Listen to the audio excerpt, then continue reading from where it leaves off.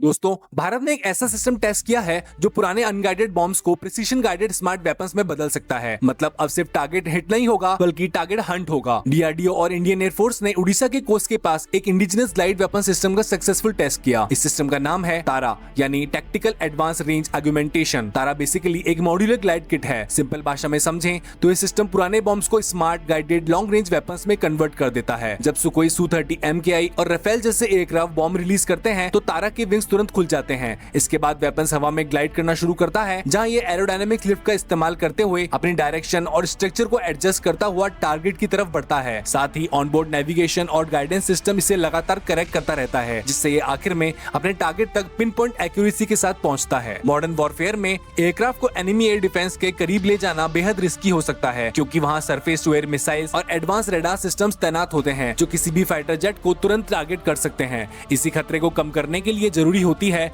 Stand of capability, यानी ऐसी क्षमता जिससे एयरक्राफ्ट सुरक्षित दूरी के साथ अपने टारगेट पर स्ट्राइक कर सके। क्रूज मिसाइल जैसे ब्रह्मोस बेहद इफेक्टिव हैं, लेकिन काफी एक्सपेंसिव भी हैं, इसलिए हर मिशन में उनका इस्तेमाल करना प्रैक्टिकल नहीं होता। और यहीं पर तारा गेम चेंजर बनता है। ये लो कॉस्ट ग्रेविटी बॉम्ब्स को स्मार्ट स्टैंड ऑफ वेपन्स में कन्वर्ट कर देता है।